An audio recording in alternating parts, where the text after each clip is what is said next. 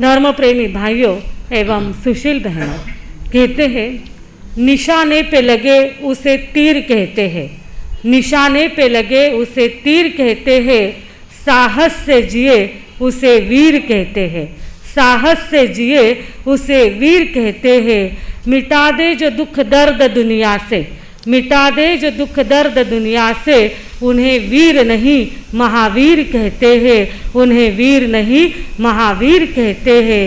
इस तरह से प्रभु महावीर ने इस दुनिया से दुख दर्द मिटाने के लिए हमारे सामने बहुत सुंदर सुंदर बातें अपने अंतिम उपदेश उत्तराध्ययन सूत्र के माध्यम से रखी है और जाते जाते खजाने के रूप में हमें उत्तराध्ययन सूत्र को देकर गए हैं। उत्तराध्ययन सूत्र में पहला ही अक्षर क्या है? उत्तर। जिस सूत्र में हमारे हर सवाल का उत्तर मिलता है, उत्तर मिलता है, जवाब मिलता है। हमारे कोई भी समस्या हमारे जीवन में हो, अगर हम गहराई के साथ उत्तराध्ययन सूत्र का अध्ययन करें तो हमें इतनी सारी बातें पता चलती है और उससे हमारे जीवन में जो समस्या है उसका सभी का समाधान हो जाता है।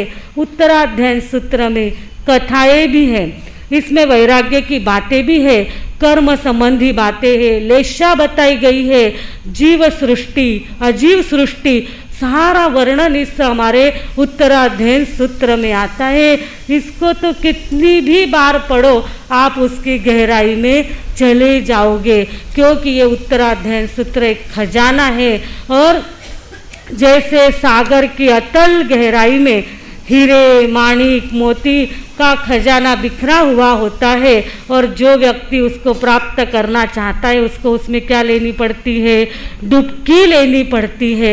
ऐसे उत्तराध्ययन सूत्र के भीतर अगर हम जितनी गहराई में जाते हैं तो वहाँ से हमें तत्व ज्ञान के मोती हीरे जवाहरात एक से बढ़कर एक मिलते जाते हैं। और आज हमारे सामने आया है तीसरा अध्याय। उत्तराध्ययन सूत्र के तीसरे अध्ययन का नाम है चतुरंगीय, जिसमें 4 अंग का वर्णन पहली ही गाथा में बताया गया है। कहा गया है चत्तारी परमंगाणी दुल्लहाणी जंतुणो माणुसत्तम सुई सद्धा संयममीय वीर्यम। चत्तारी परमंगाणी, 4 दुर्लभ अंग इस जीव को प्राप्त करने के लिए बहुत दुर्लभ है। चत्तारी परमंगाणी दुल्लहानी जंतुणो, हर मनुष्य को ये 4 तत्व प्राप्त करना अत्यंत दुर्लभ है। उसमें सबसे पहला कौन सा है? माणुसत्तम, मनुष्यत्व। दूसरा है सुई यानी श्रुति, तीसरा है श्रद्धा और चौथा है संयममीय वीर्यम, संयम में पुरुषार्थ करना। हम लोग देखते हैं कि मानव जन्म जो है ये 84 लाख जीव योनियों में सबसे श्रेष्ठ जन्म है। ये मानव का शरीर मिलना अत्यंत दुर्लभ है। अत्यंत पुण्य कर्म का जब उदय होता है तब जाके हमें मनुष्य का जन्म प्राप्त होता है। शास्त्र की भाषा में कहा जाता है कि मोहनीय कर्म की स्थिति 70 कोड़ा-कोड़ी सागरोपम है। उस 70 कोड़ा-कोड़ी सागरोपम में से 69 कोड़ा-कोड़ी सागरोपम मोह कर्म का जब क्षय होता है तब जाके मनुष्य का जन्म प्राप्त होता है। यानी मनुष्य जन्म इतना श्रेष्ठ है। परंतु आप कहेंगे मार साहब आजकल तो बर्थ कंट्रोल करना पड़ रहा है, मानव की संख्या दिन प्रतिदिन बढ़ती जा रही है, फिर मनुष्य जन्म मिलना कैसे दुर्लभ है? तो भगवान ने कहा कि मनुष्य जन्म मिलना तो दुर्लभ है ही, पर उसके साथ मनुष्यत्व मिलना उससे ज़्यादा दुर्लभ है। मनुष्य जन्म मिलना अगर सोने जैसा है तो मनुष्यत्व मिलना, मानवता मिलना उसमें सोने में सुगंध मिलने जैसा है। क्योंकि कहा जाता है आकृति से बहुत लोग मनुष्य बन जाते हैं, पर प्रकृति से मनुष्य बनना बहुत दुर्लभ होता है।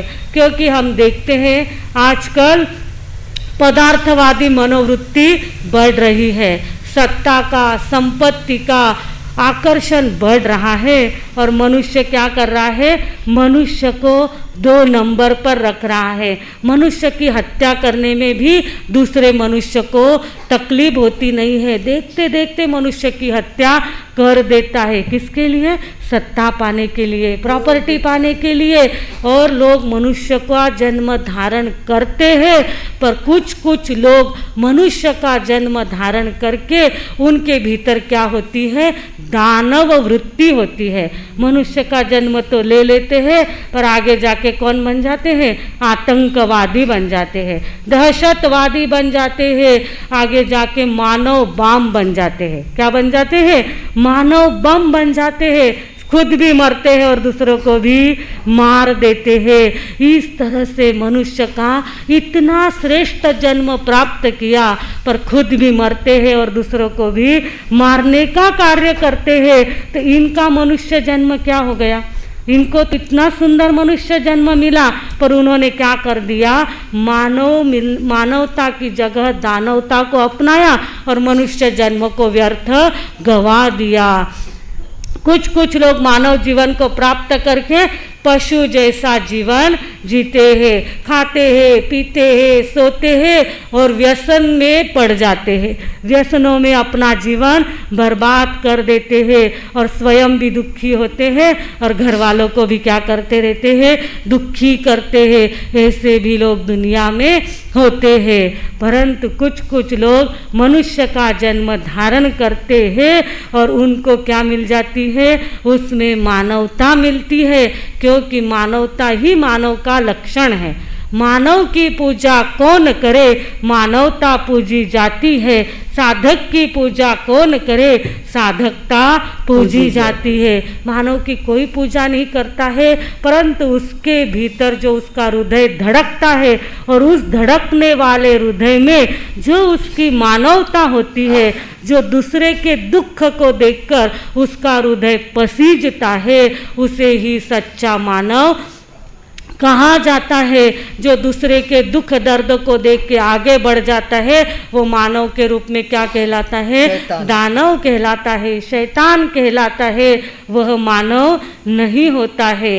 वह मनुष्य क्या जो पर दुख न जाने, वह मनुष्य क्या जो पर दुख न जाने, रहे अपनी मस्ती में, रहे अपनी मस्ती में, किसी की न माने। वह मनुष्य क्या जो पर दुख न जाने, बोलो वह मनुष्य क्या जो पर दुख न जाने। स्वार्थ अपना सीखे, सुख अपना चाहे, प्यासा है पास फिर भी चले अपनी राह। आए सुने ना सुनकर, आए सुने ना सुनकर छेड़े तराने। वह मनुष्य क्या जो पर दुख न जाने, वह मनुष्य क्या जो पर दुख न जाने। जिसकी संवेदना जागृत होती है, जिसकी मानवता जागृत होती है, वही आगे वाले का दुख दर्द जब देखता है तो उसको क्या होता है, इसका मैं कुछ उपाय करूं, इसको कुछ मैं सहायता करूं, इसको कुछ मैं मदद करूं। और आज की दुनिया में चैरिटी भी बहुत ज़्यादा हो रही है। जब जब भी मानव जाति पे संकट आता है, बहुत सारे लोग दुख दर्द दूर करने के लिए खड़े हो जाते हैं। जब जब भी महामारी आती है तो बहुत सारे लोग दान धर्म में लग जाते हैं कि हमारे पास है तो हम उसका क्या करें, सदुपयोग करें। और वही सच्चे अर्थ में क्या कहलाते हैं, मानव कहलाते हैं। एक बहन थी, बहुत गरीब थी, और उसका बच्चा क्या हो गया, उसको एकाएक एक ही लड़का था। बाकी परिवार में बहुत सारे लोग थे पर घर में कमाने वाला एक ही लड़का था। वो लड़का देखता कि अरे मेरा घर मेरे ऊपर निर्भर है, तो मुझे दिन भर क्या करनी चाहिए, मेहनत करनी चाहिए, श्रम करना चाहिए, कमाई करनी चाहिए। वो दिन भर क्या करता, बाहर जाता, मेहनत करता, कमाई करता, दिन भर जितने पैसे मिलते वो घर पे लाता। और वो जब घर पे पैसा लाता तो सारे घर के लोग क्या करते, खाना खाते। पर अब ये क्या करता, इतनी मेहनत करता पर उसके बदले में उसे बहुत कम पैसे मिलते। और एक दिन उसने क्या हो गया, मेहनत करते करते वो बीमार हो गया, काम पे नहीं जा सका और उसके घर में खाने को कुछ भी नहीं था। एक दिन ऐसा ही गया, दूसरा दिन भी आया, दूसरे दिन भी वो कमाई के लिए जा नहीं सका और वो बीमार हो गया। तीसरे दिन भी नहीं जा सका तो माँ ने देखा कि एकाएक बेटा है, कमाने वाला एकाएक है, अगर इसको कुछ हो गया तो हमारा आगे क्या होगा। तो उसने कहा कि मुझे कुछ ना कुछ उपाय करना पड़ेगा।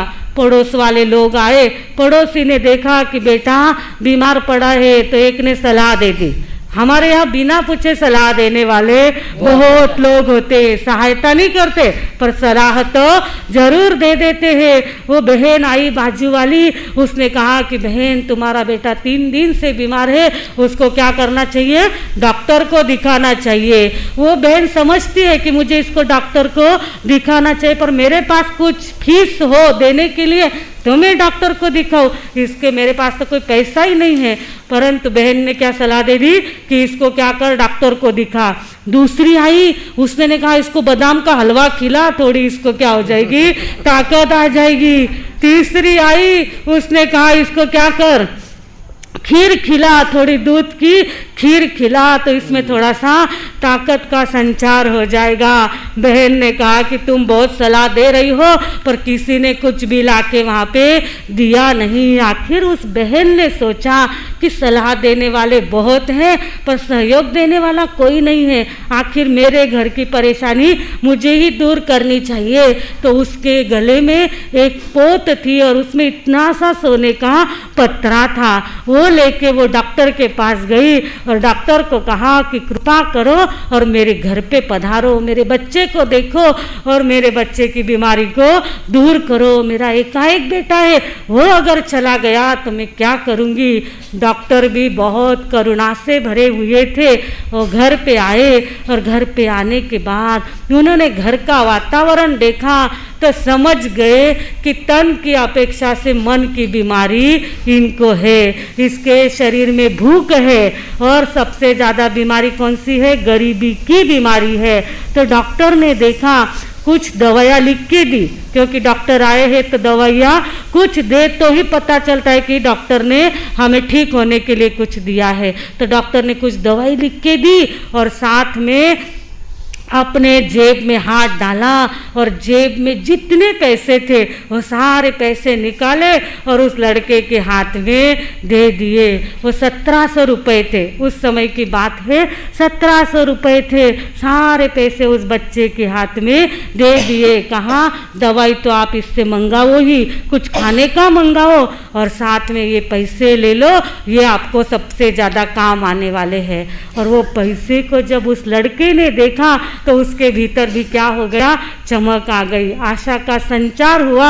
और उसने क्या किया, उसकी माँ ने उसको दवाई लाके दी, थोड़ा सा खाने का लाके दिया और वो तो एकदम क्या हो गया, तरोताज़ा हो गया। और हाथ में पैसे आए हुए थे और वो पैसे से उसने क्या किया, थोड़ा ठीक होने के बाद व्यापार चालू किया और देखो किसी के हाथ से पैसे मिलते हैं तो व्यापार में भी तेजी आ जाती है। और उस डॉक्टर ने जो पैसे दिए उससे उसने व्यापार किया और उसके व्यापार को ऐसी बढ़ती लगी कि वो लखपति बन गया। परंतु लखपति बनने के बाद उसने कहा कि वो डॉक्टर के मेरे ऊपर क्या है, उपकार है, पहले उनके पास जाऊंगा। और वो 50,000 रुपये लेके डॉक्टर के पास गया और डॉक्टर को कहा कि डॉक्टर साहब आप मानव नहीं महामानव हो और आपने आपकी मानवता जिंदा रखते हुए उस समय मुझे कितने रुपए दिए, 1700 रुपये दिए। और वो 1700 रुपये ने मेरे जीवन में क्या कर दिया, चमत्कार कर दिया और आज मैं लखपति बन गया। पर मैं आपको अपना उसका मुबदला देना चाहता हूँ। तो डॉक्टर साहब ने कहा कि मैं मानवता की सौदेबाजी नहीं करना चाहता, वो तो मेरे भीतर मानवता थी और उसके बदले में मैंने तुमको पैसा दिया, उसके बदले में मैं कुछ भी तुमसे लेने वाला नहीं हूँ। पर तुमको ज़रूर एक शिक्षा दूंगा कि तुम्हारे जीवन में अगर ऐसे कोई ज़रूरतमंद जिनकी तकलीफ है, कमज़ोर हालत वाले हैं, अगर वो मिल जाए तो तुम उनकी क्या करना, मदद करना, दीप से दीप जलाना। और इस तरह से संदेश दिया और वो व्यक्ति तो क्या हो गया, मानवता के क्षेत्र में आगे बढ़ गया। और वो डॉक्टर जाने माने डॉक्टर गोल्ड स्मिथ थे, उन्होंने इस तरह से एक व्यक्ति को जीवन में खड़ा कर दिया। तो ऐसे ऐसे लोग दुनिया में होते हैं और वो क्या कर देते हैं, मानवता को जिंदा रखते हैं। इसके लिए भगवान महावीर स्वामी ने आज 3रे अध्याय के प्रथम गाथा में प्रथम सूत्र में कहा है कि मानव हो तो मानवता को सबसे पहले जिंदा रखो। इंसानियत पहला धर्म है इंसान का, इंसानियत पहला धर्म है इंसान का। फिर पन्ना खोले गीता और कुरान का, फिर पन्ना खोले गीता और कुरान का। धर्म बाद में है पर पहले सबसे पहले आदमी के भीतर क्या होनी चाहिए, मानवता होनी चाहिए। और वो मानवता ही क्या है, श्रेष्ठ धर्म है, वही धर्म है। और आजकल मानवता थोड़ी क्या होती जा रही है, लुप्त होती जा रही है, बोथट होती जा रही है, थोड़ी कम होती जा रही है। सामने दुर्घटना घटती हुई देखते हैं पर लोग आगे बढ़ जाते, कौन झंझट में पड़े, सरकार के चक्कर में कौन पड़े, वो लोग आगे निकल जाते हैं। परंतु जितनी मानवता आज कम हो रही है उतना मोक्ष हमसे दूर जा रहा है। 5वें आरे में मोक्ष क्यों नहीं मिलता है, क्योंकि मानवता कम हो रही है, नष्ट हो रही है। तो उस मानवता को जिंदा करना ये हमारे 3रे अध्याय में हमें बताया गया है। फिर कहा गया है कि दूसरा श्रेष्ठ दुर्लभ अंग है सम्यक श्रवण, सुनना, सत्य बातें सुनना सबसे दुर्लभ है। क्योंकि आदमी जो है वो सुनना तो बहुत चाहता है परंतु खुद की प्रशंसा सुनना चाहता है, कहीं भी सुनना चाहता है पर कहीं अपनी प्रशंसा हो तो कान क्या हो जाते हैं, खड़े हो जाते हैं। प्रशंसा सुनता है और कभी किसी की निंदा चालू हो गई तो भी कान क्या हो जाते हैं, उस तरफ लग जाते। अरे कहीं क्या होता ते उरा बद्दल उन बाई बद्दल ते कहीं क्या होता मने ना पूरा सुनू नहीं आया। किसी की निंदा हो तो कान क्या हो जाते हैं, सुनने के लिए आतुर हो जाते हैं। परंतु हमें क्या करना है, भगवान कहते हैं सम्यक श्रवण करना है, सत्य बातें सुनना है। जो हमें सत्य से परिचित कराती है ऐसी ही बातें सुनना है। और उसका सबसे श्रेष्ठ माध्यम है सत्संग। और सुनने से ही किस में पाप है, किस में पुण्य है, क्या छोड़ने योग्य है, क्या पकड़ने योग्य है, यह हमें क्या मिलता है, सुनने से ही पता चलता है। परंतु लोग क्या करते हैं, सुनते समय भी अलग अलग प्रकार के अर्थ निकाल लेते हैं, अपने ढंग के अर्थ निकाल लेते हैं, उसमें भी बहाने निकाल लेते हैं। और कुछ लोग तो विपरीत अर्थ निकाल लेते हैं। कुछ लोग कैसे होते हैं, विपरीत अर्थ लगा लेते हैं। एक बार एक कथावाचक थे, वो एक गांव में गए, छोटे से गांव में, और उन्होंने महाभारत की कथा कही। वहाँ पे क्या कहा, महाभारत की कथा कही। गांव वालों ने कथा सुनी पर जिस परिवार ने उनको बुलाया था तो कथावाचक ने जाते जाते पूछना चाहा कि मैंने इतनी बड़ी कथा कही, उसका क्या अर्थ आपको समझा। तो उस वो जो चौधरी थे, मेन चौधरी थे, वो उठकर खड़े हो गए और उन्होंने कहा कि आपने कथा तो बहुत अच्छी की, पर आपने थोड़ी आने में क्या कर दी, देर कर दी। तो भैया कैसी देर कर दी मैंने?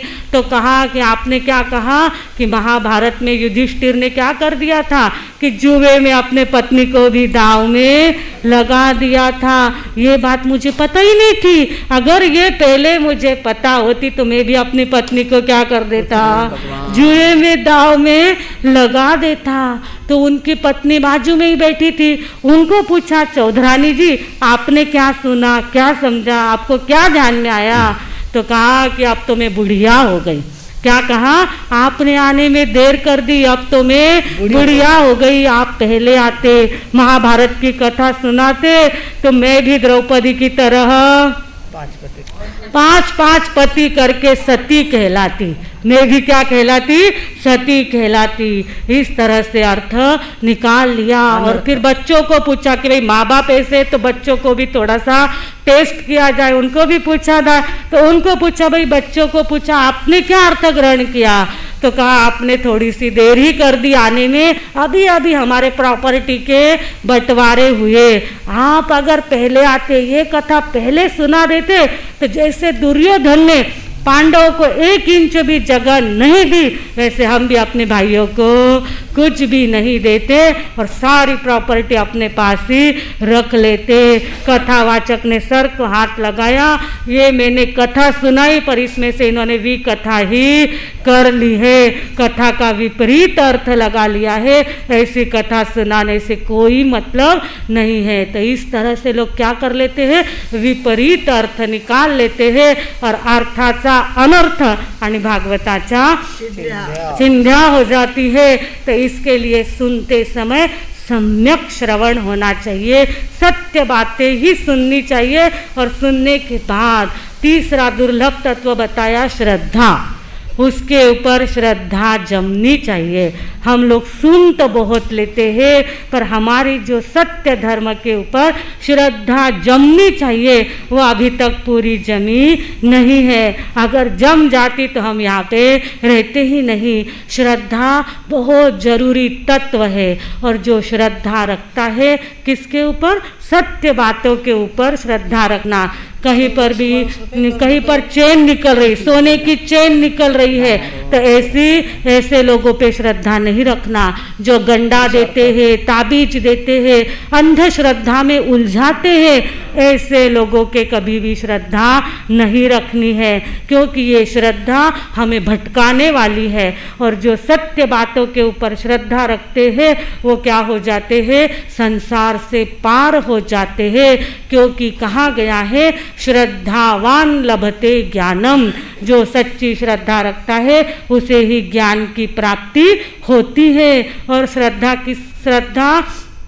तीसरे अध्याय में आगे बताया है, श्रद्धा परम दुर्लभा। श्रद्धा प्राप्त होना बहुत दुर्लभ चीज है, और एक बार प्राप्त हो जाए तो फिर हमें कहीं भटकाती नहीं है। और चौथी बात इसी अध्याय में, तीसरे अध्याय में चौथी महत्वपूर्ण बात बताई है कि संयममीय वीर्यम, संयम में पुरुषार्थ करना, ये सबसे दुर्लभ बात है। पहली बात क्या है, मानवता को प्राप्त करना। दूसरी श्रुति यानी सम्यक श्रवण। तीसरा है श्रद्धा, सत्य श्रद्धा। और चौथा है संयम में क्या करना, पुरुषार्थ करना। हम लोग बहुत पुरुषार्थ करते हैं, आप लोग बहुत पुरुषार्थ करते हैं, पर किसके लिए, इस शरीर के लिए।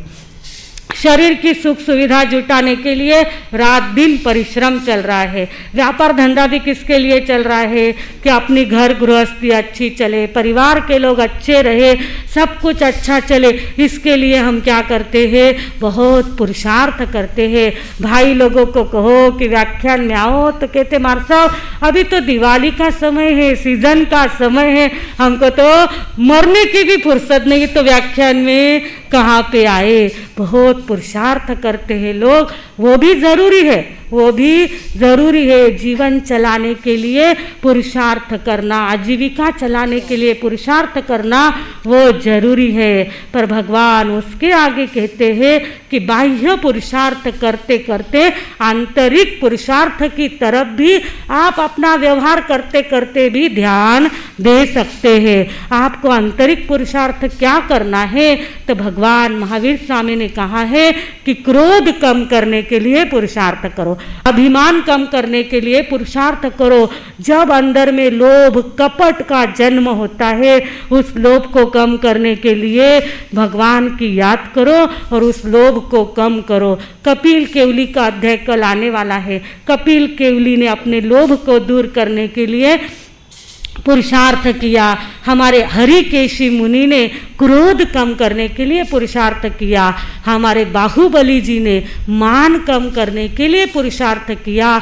तो हम भी दिन में, व्यवहार में, दिन भर में जब जब भी क्रोध आए, मान आए, माया आए, लोभ आए, तो इन महापुरुषों को याद करें और क्रोध को कम करें। हमारे सद्गुणों को बढ़ाने की हम पुरुषार्थ करें। ये सबसे दुर्लभ तत्व हमारे लिए प्रभु महावीर ने ये 4 तत्व बताए हैं। और ये 4 तत्व आपने बहुत शांति के साथ, आनंद के साथ सुने हैं, परंतु दिन भर में जब भी प्रसंग आएगा तब आप उसका प्रैक्टिकल करोगे तो ये सुनना क्या हो जाएगा, आपके लिए सार्थक हो जाएगा। तो आज इस तरह से हमने 3रा अध्याय में 4 बातें देखी है और अब हमारे सामने है 4था अध्याय, जो बहुत छोटा सा अध्याय है। और इस अध्याय का नाम क्या है? असंख्यम। नाम क्या है इसका? असंख्यम। असंख्यम यानी असंस्कृत। असंस्कृत, असंस्कृत का अर्थ होता है जिसे जोड़ा नहीं जा सकता। संसार में कुछ कुछ चीज़ें ऐसी होती है, जैसे हमारे पास माला है, माला टूट गई तो हम वापस उसको क्या कर सकते हैं? पिरो सकते हैं। अगर हमारे घर में सोने चांदी की कोई चीज़ है, एक चेन है, वो टूट गई तो उसको हम सोनार के पास जाके वापस जोड़ सकते हैं। कोई सुंदर फ्लावर पॉट है, वो अगर टूट गया तो हम फेविक्विक, फेविकॉल लाके उसको जोड़ सकते हैं। परंतु भगवान महावीर स्वामी ने 4थे अध्याय में कहा है कि असंख्यम जीवियम मापमाये। हे मानव, ये जो जीवन है ये असंस्कृत है। बाकी चीज़ें टूट गई तो जोड़ सकते हैं, परंतु एक बार आयुष्य टूट गया, अब हमारी मृत्यु आ गई तो इसको, इस आयुष्य को हम वापस जोड़ने की कोई भी हमारे पास बूटी नहीं है। खूंटी को कोई बूटी नहीं है। हमारा जीवन बहुत छोटा है, 150 साल का जीवन है। वो अगर टूट गया, वो अगर खंडित हो गया तो उसको जोड़ने का कोई भी फेविकॉल हमारे पास अभी तक वैज्ञानिक लोगों ने तैयार नहीं किया है। ये जीवन छोटा है, टूट गया तो वापस जोड़ नहीं सकते हैं। इसके लिए जीवन में कभी भी प्रमाद मत करो। जितना जीवन मिला है, जितना आयुष्य मिला है, उसमें क्या करो? सत्कर्म करो, सद्धर्म करो, असद भावना करो और इस मानव जन्म को क्या करो? सार्थक करो। और इस अध्याय में 2 सूक्तियाँ बहुत सुंदर बताई है कि कड़ाण कम्माण न मोक्ष अर्थी। यह जो मनुष्य का जीवन हम प्राप्त करते हैं और इसमें हमें मन, वचन और काया मिलती है, इससे लगातार हम क्या करते जाते हैं? कर्म का बंध करते हैं। और जितने जितने कर्म का बंध करते हैं उनको छोड़े बिना मोक्ष की प्राप्ति होने वाली नहीं है। इसके लिए कर्म करते समय क्या होना चाहिए? सावधान रहना चाहिए। और उससे बचने के लिए इसी अध्याय में लास्ट में एक बहुत सुंदर सूक्ति कही है, कंखे गुणे जाव शरीर भे। जब तक आपका शरीर है, जब तक आपका आयुष्य है, तब तक आप गुणों की क्या करो? आराधना करो, सद्गुणों को प्राप्त करने की कोशिश करो। इस तरह से 4थे अध्याय में सबसे पहले क्या कहा? जीवन असंस्कृत है। इस असंस्कृत जीवन को प्राप्त करके जितने जितने कर्म करोगे उतने भोगने पड़ेंगे, उसके बिना मोक्ष की प्राप्ति नहीं होने वाली है। और लास्ट में उपाय बताते हुए कहा कि कंखे गुणे जाव शरीर भे। जब तक शरीर है तब तक, जब तक जीवन है तब तक सद्गुणों की आराधना कर लो तो ये जीवन पाना हमारा सार्थक हो जाएगा, मनुष्य जीवन पाना सार्थक हो जाएगा। और आज हमारे सामने जितने भी लोग बैठे हैं सारे भाग्यशाली है, पुण्यशाली है, धर्म का श्रवण कर रहे हैं, सामायिक कर रहे हैं, सत्संग कर रहे हैं। आपको जितने भी धन्यवाद दें उतने कम है। ऐसी ही आपकी भावना दिनों दिन बढ़ती रहे, इसी शुभकामना के साथ में विराम लेती हूँ। ओम शांति। हर जय